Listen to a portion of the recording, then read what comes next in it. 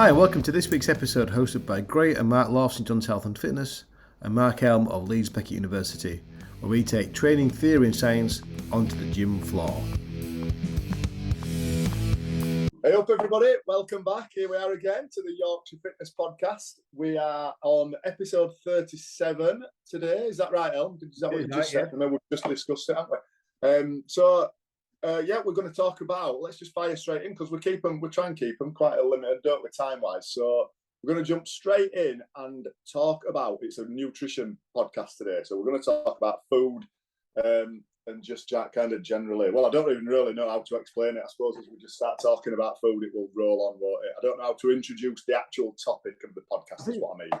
What we said was, I think, if I remember, pleasure calories and punishment workouts. That was it, where we started? Yeah, that's the one. Yeah. Pleasure calories and punishment workouts, yeah. Good title. You can see why I couldn't remember that. Yeah. Well done. It's quite so basically, go on now. Go on. You've got your notebook. No, I was just going to say, so what we were just talking about before we came on air, we were just discussing like kind of how we kind of end up eating for the sake of it again. Like when food's readily available, do we eat because we're hungry and we actually need calories and we need the food, or do we eat because we think it's 12 o'clock and it's lunchtime or dinner time or breakfast time? So, do we eat for the sake of it, or do we eat because we are hungry? And I think pretty much, so that was it. That's a really good point. And for the people who are going to watch this on YouTube, which is about 2 or 3 people at the very most, I've got some papers here, and I was stumbling across some reading as academics do, because we are literally that boring. I came across this paper. It's called Hedonic Hunger, which sounds a bit clinical, but hedonism, or pleasure, basically. Pleasure-based hunger. So you mentioned there, do we eat because we're hungry or because we want to? And this idea of hedonic hunger or pleasure-based hunger came about because it is still a sensation of being hungry. So it's very hard to then differentiate what is pleasure-based hunger. I want to eat because I want to give myself a pleasant feeling, or am I hungry because my body needs calories? And they might actually, in many people, feel the same. So how do we know which is what? How do I know that I'm actually hungry because my body is requiring calories, or am I feeling hungry because my brain has been rewired by whatever environment I'm in to tell myself to eat calories?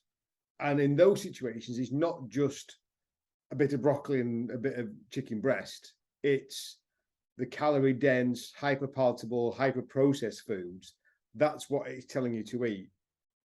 And there's a bit of a trap that people can fall into, because if you can't pick the difference between my body, the physiological hunger, acute hunger, that I'm calorie short here, I need some calories to sustain my body doing what it's doing, and you can't separate that from what it feels like to have the same urge to eat, I don't know, a tub of ice cream, then you are going to eat those hyperpalatable foods because you don't know that any different. And that's kind of this particular paper I read, this idea of hedonic hunger. It's the sensation of hunger driven by, not by the body, but effectively by your kind of brain saying, I want a bit of a pleasure fix. Is that a bit like when we did it was the fasting one now, and it was it was the sleep, and it was the ghrelin, it was the hormone. Yeah. It was a hormone release, like under lack of sleep, and it's kind of just it's overpowering. It's that hormone release, isn't it, that overpowers you to just want to crave some junk food, and calories, really calorie dense food.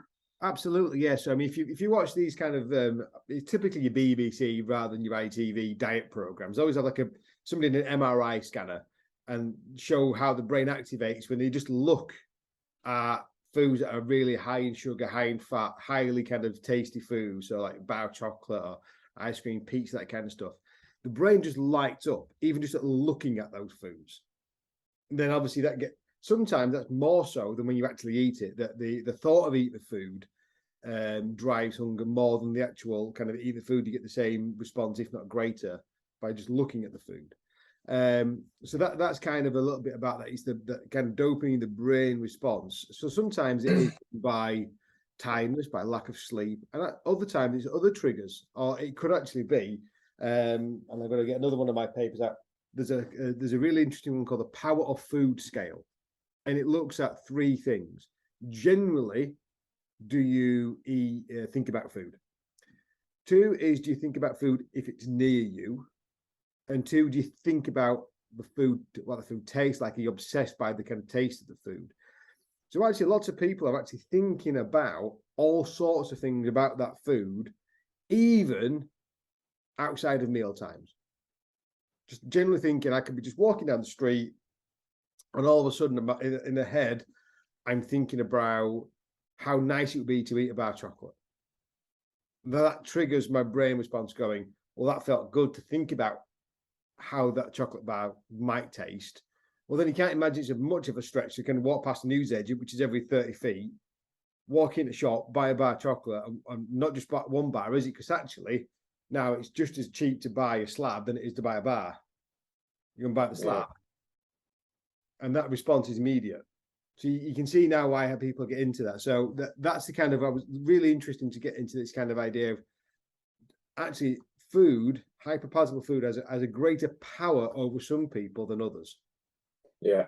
I'm sure you've got some clients who go, oh no, I'm bothered about sweet stuff, but I'm all about savory. And I just can't turn that down. I just can't turn that down. If it's there, I'm eating it because I know it's there. This is a bit like them, Matt. So that I'm reading that Tim Spector at me, that Truth About Food. Yeah. Right? So it's a bit of a Bible, is that, it's like this thick, but it goes into everything. But he talks about the thing, so the probable link between the more of that highly processed, the ultra processed foods, he classes them as, the more you eat them, it changes your gut bacteria. And we know now, don't we, that your gut bacteria is linked to your brain, your gut is linked to your brain, innit? And it rewires your brain into craving more of them food. Do you know what I mean? So the more you do eat them, then, like you said, it's just you get into a vicious circle. Then, don't you? Wanting more. You're not just craving food because you're hungry. You're not just hungry. You're craving more of the shit food. That's what it's designed to do, isn't it? But it alters the, it's the signaling from your gut then to your brain, and it's all interconnected. And like you say, it's a vicious circle. I know that with food, I'm more one of them where you get a smell, don't you? Yeah. You could have just eaten, and if you walk past a fish and chip shop and you smell, like your fish and chips are your thing. Certain smells like bread, all them sort of things, and you just think, you can be full, but you could go and eat some more, couldn't you? And so it is. How many times have you you've been out for something to eat, you've had a main, and you're more than full after your main, going, I don't have any desire to eat any more of that main. That's done. I've had my steak and chips, and I'm good. I'm fine. I don't need anything else. You go, somebody goes, are you having a pudding? Go, no, I'm fine. I'm absolutely full. And then you just see that kind of pudding tray come down the corridor. Hang on a minute. You know what? I could just maybe go on then. I'll have your ice cream. You find room, don't you? Yeah. You find room for it, don't you? Yeah, and it's just that as soon as you see it, like the thought of it, you're okay with, but then it just takes a few extra triggers. Ooh, look at what they've got over there, and you can we'll have two of them. Yeah, it's frightening. Yeah, it does. It really does overpower you, doesn't it? It's crazy. So then we talk about what people do then, I suppose, to work out to try and burn them off, don't we? Well, that was a really interesting thing. So I think a lot more people are becoming a bit more aware of that. They may not kind of be really good at the calorie counting or what nutrients in what foods, but they know what a good or bad diet is, and they know when for themselves they've eaten too much or too little. So what we start to then think about is the idea of pleasure calories and punishment workouts. So I've overconsumed. Easter weekend has been classic, isn't it? Like we were terrible in our house. The kids had just like chocolate Easter eggs everywhere. And being the responsible parent that I am, going, I don't think it's appropriate that my child eats all these Easter eggs. I should do that for them so they don't get ill. You're just kind of eating the chicken going, I know that's not good for me. So I need to then punish myself for eating all these bad calories by then burning it off through exercise. And I don't think it's a particularly healthy approach to exercise. and you think about all the things we've talked about, kind of building, like doing exercises that you choose to do and building sustainable habits and all those things. And if you're kind of exercising and you're kind of beating yourself up as a punishment for eating the things you've eaten the day before, you kind of, I think you're doomed to fail at some point, because there's just a cycle of negative emotion. Yeah, well, we've always said, haven't we? That just goes back to, we've always said exercising to burn calories and to lose weight is just the wrong idea. It's the wrong mentality to have in it, because it's just that. It's not, and that's kind of what you're doing out here in a different way. It's not necessarily to lose weight, like I say. It's maybe to burn off the calories that you've eaten, the excessive calories that are in that Easter egg. It's like, I've got to burn them off. Or maybe what you're planning to have a weekend. Or that happens a lot. We do get that quite a lot. Yeah. And weekend. Yeah. Well, we see it a lot with holidays, you know. We see it a lot, like people come here, they will like up their sessions massively. They'll double up, they'll train twice in a day, they'll bang 7-8 sessions a week in, you know, get to extra classes because they know they've got a holiday in a week, and they just want to hit it as hard as they can, as if they're going to go into this big calorie deficit because of all exercise they're doing. Then they can go on holiday and do what they want. And all they're really doing is driving up the hunger because they're training so much more. Yeah. And they'll crave more shit food. Yeah. Yeah. So it's, but like we keep saying, don't we, like it's the brain is it's like, it's quite clever, and it's difficult to push them feelings aside, isn't it? You've got to be really strong-willed, and you've got to have a real good focus to not just cave in or create good habits. That is what I was trying to read. Some of these papers that talk about the power food scale, this hedonic hunger, and it's basically lots of things trying to describe why somebody might eat more than somebody else. And some people have naturally more restraint than others, and it's quite hard to kind of monitor that, because I think your restraint is very food dependent. So let's say somebody put like two things in front of me, both hyper palatable, hyper sweet. So one of the things like might have like gluten in it, and that makes me poorly. So my desire to eat that is minimal, because I kind of don't look at that with the same as I might look at something that doesn't have it in. So I think restraint is very, very specific to the food you're talking about. So there's a general thing about just having that self-control and restraint. And, you know, some people have it and others don't. And some people have it more for certain things and others don't. But it goes back to a lot of things we've already talked about. So the first thing is about environment. So one of the things about the power food scale will look like is the availability of food. Like if it's there, am I motivated to eat it? Like if I can see it, if I can smell it, I'm thinking about it, I'm going to eat it. Yeah. And we talked about environment all the time. So if it's there and you know that food has got a power over you, you are going to eat it. Like all your self-restraint will eventually fail, because you need to recognize that I am where I am in the world, and if that's there, I'm going to eat it. Well, other food don't have a power over you, and that's okay. They can be there, and they can be there for months, and you don't get tempted by it. So a bit of kind of self-awareness, I suppose, is the start of it. Self-awareness about how you then build your environment around you, which is easy to say if you live on your own. But to kind of dictate to other people that I can't eat that, so nobody, it's not allowed in the house because I can't eat it, is unfair, isn't it? Like, why should I dictate to other people? So I think it's a really easy thing to say to somebody when they're in complete control of their own environment. It's much more difficult to do when you have like a house of 4 or 5 people and they don't have your problems. Yeah. Very easy. Very easy. So yeah, kids are number one, aren't they? Kids are, when you're talking about that, that's the problem in our house, especially.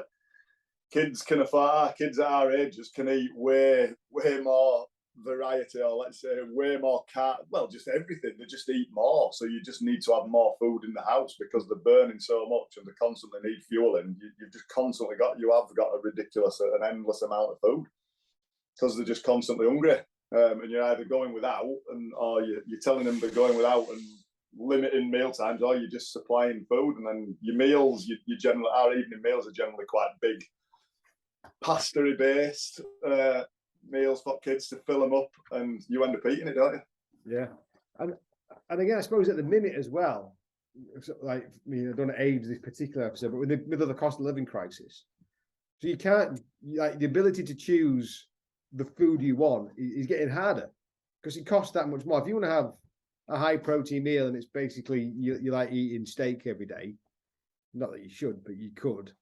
Like that's a very hard thing to do now. Where so you kind of a lot of people are going to be forced to make much cheaper food choices because that's all people can afford to do. And actually, then you are into the realms of low quality, hyper palatable processed foods.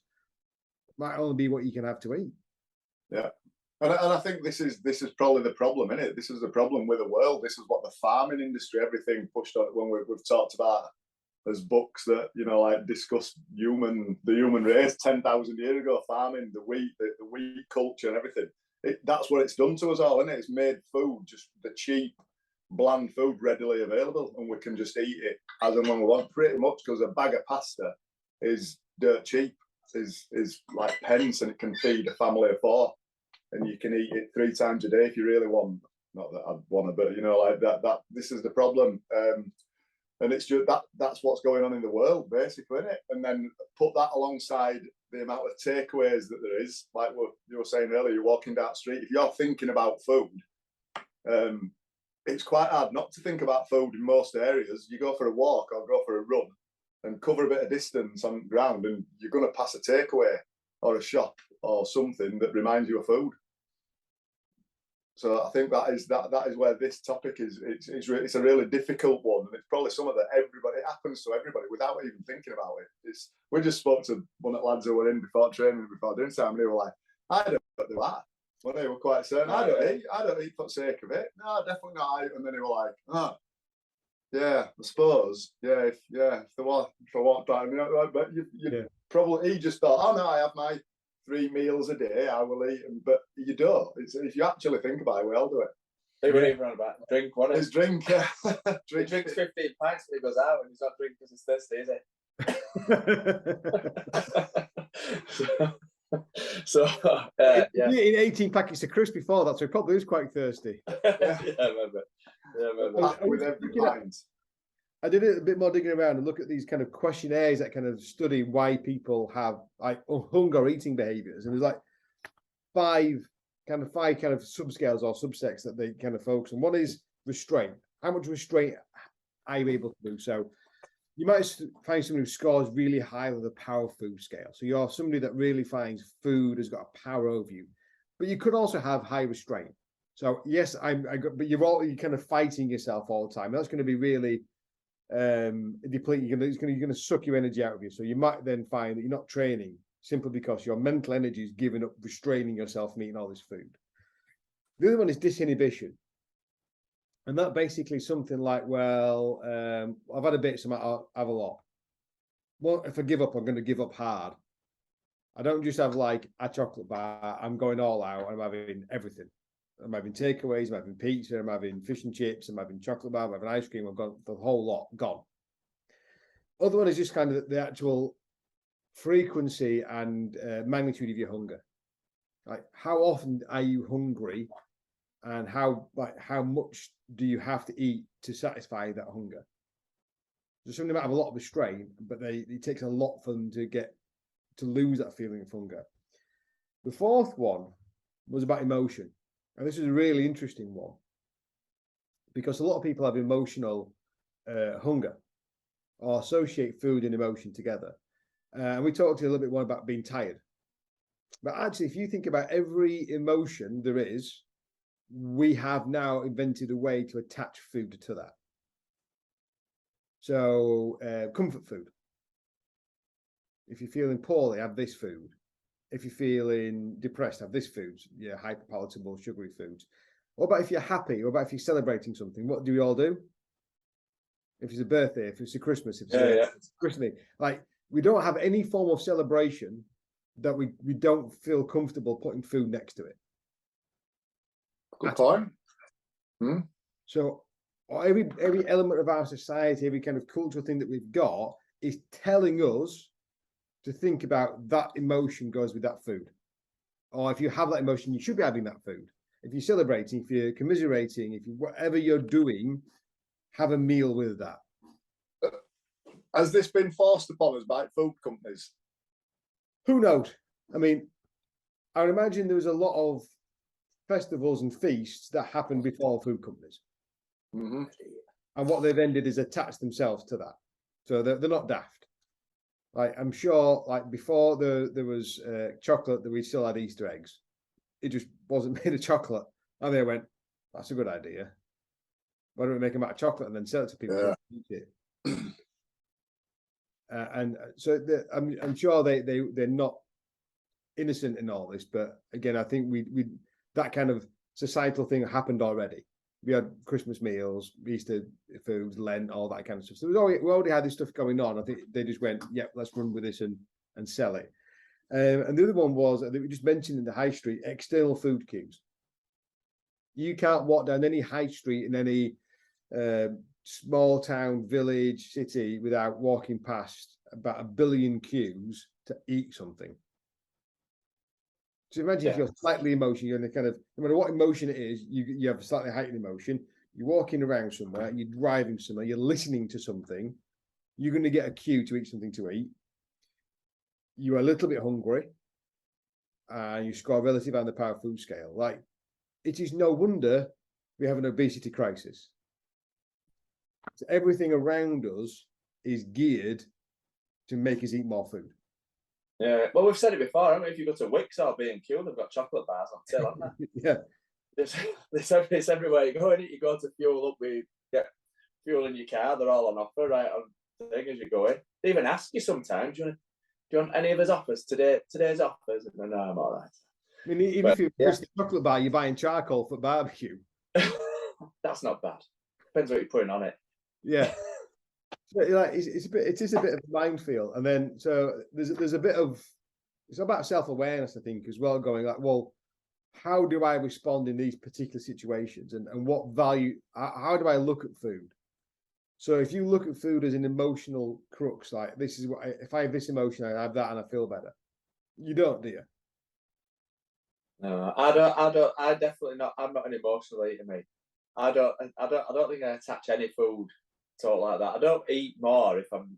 Actually, I don't think I can. That's just because he's got no emotions. He's just maybe not. I don't know. I definitely don't. When you've said it before that you get, I definitely don't feel like that. No, I definitely don't attach it to all that. I don't think. But maybe that's obviously me in it, and everybody's different in it. But I definitely don't that. But I just have more of, it's time I should eat now. I'm a bit of one of them. Time I should be getting something. I haven't eaten for a couple of hours. I should be getting something now. Do you know, like, or I do feel hungry, but yeah, I don't know. Right, I've got a question then. So this is from listeners. This is from, let's say, a potential Mark, a listener who's listened to it and thought, oh shit, yeah, I think that is me. I think I definitely do that. What do we do? How do people solve it? Do they fill one of these questionnaires in? That is I suppose it's not a bad place to start. It's creating a bit of self-awareness then. But it doesn't excuse what you eat. Excuse is probably not a way to say it. It doesn't kind of give you a bit of a free pass. Like, if you get really high in the power food scale going, I'm helpless about this. Do I have an answer as to kind of how you get over that? Not really more than we've already said, I suppose. So the first thing I would probably say, and this is not what I would say is my area of expertise, certainly, but things like, do what you can to control your environment. If you score really high on the power food scale, and then you kind of identify that these are the times or types of foods that you are most susceptible to, make it as hard as you possibly can. That's going back to our habits conversation again. Like, I was going to say, it goes back to habits, doesn't it? Yeah, make the good things easy to have. Things like self-restraint. If you know that you struggle with that restraint piece about kind of, is like 3 slabs of dairy milk gonna hurt me? No. Having 3 massive blocks of it is. So, like, how able are you to restrain that? Can you think of a way where it's not easy to have all of it? So yeah, you might have a bit in the house, but you might not have all of it in the house. So, and then almost try to kind of think about those foods differently.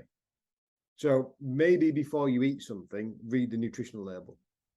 Might not make you not eat it, but you kind of one of the kind of the training inhibitory control, I think it was called. So you're trying to think about, there's a time delay, so you're not instantly responding to something in your brain going, oh, I'm hungry, I'm going to have something straight away. But you kind of put in your brain going, this is fact, this is content, this is nutrition. It's not an emotive thing. I'm not thinking about it as I feel hungry, I feel sad, therefore I'm going to eat this and that'll be better. Because ultimately, as soon as you've finished eating it, it goes. That response is gone. And that's why you can keep on eating, because you're trying to keep on having that response. There's something as simple as maybe just kind of sit there, I'm going to read the nutrition label. I'm not eating any of this until I've read all that nutritional label.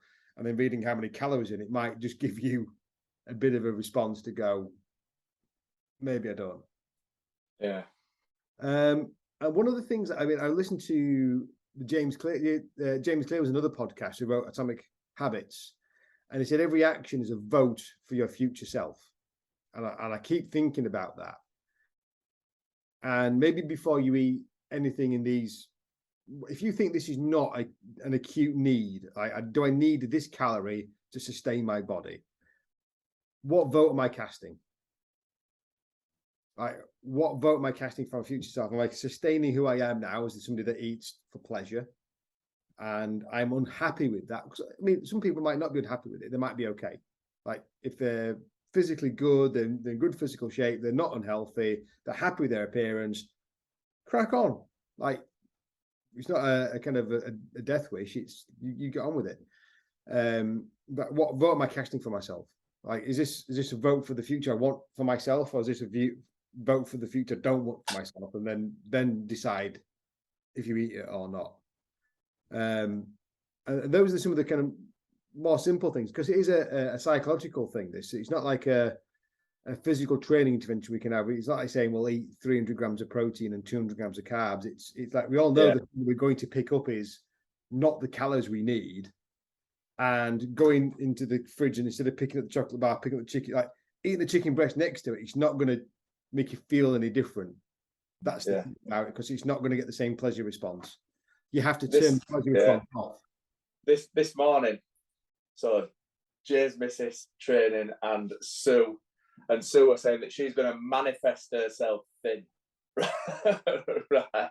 So, because she's been reading, but we're saying that ain't going to change what it is. But the more you think about being that kind of person, I think it's that again, isn't it? That's identity.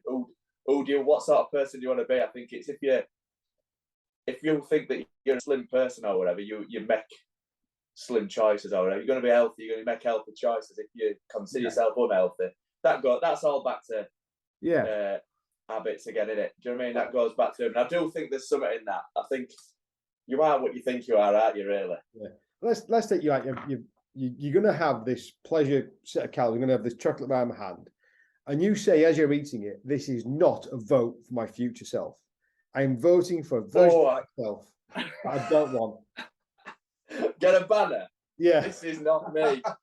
Maybe don't say it out loud. Not in public. If you're on your own at home, okay, but not in public. Probably get locked up. Do you have to say it out loud and all that when you do it? I need like my t-shirt. No, I need a t-shirt with that one. Yeah.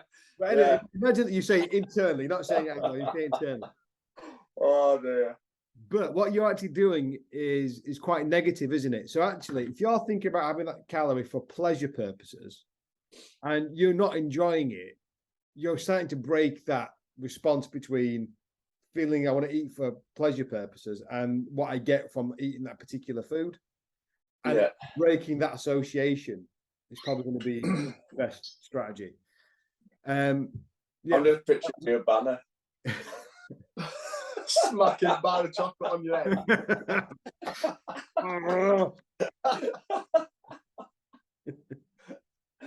There's a good little video for you to do to advertise this podcast. So. Bar of dairy milk. With a the massive long Toblerone to get to airport. Yeah. This does not represent my future self. Oh dear. I'm glad we keep it laid back. Right, cool. So take up. So that is. So there. So anyway, Jeff just said so that's ridiculous. So take home message, that is it for people, isn't it really? It's the awareness of everything, of just being really aware about the food. Probably realising that you actually are one of them people that does eat for the sake of it is number one, isn't it? And the But thing we all do it at some point. We all do it, yeah. I know for a fact I do it walking around the house. If I make a cup of tea, but like I said, that is definitely going back to the habits one, isn't it? If food is there, you am all out. It's just eat. And it's definitely not because you're hungry. I think we said about kind of the punishment exercise, was it punishment workouts? Yeah. Well, if you're punishing yourself, then you make yourself feel worse, and you're just going to be more likely to then eat for pleasure because you just spent however long it was making yourself feel worse about it, beat yourself up about it, and negatively thinking about the exercise that is about to come because it's a punishment. So it's just compounding the problem, not make it any better. And like you say, it's so hard to create a calorie deficit from exercise. It's futile anyway.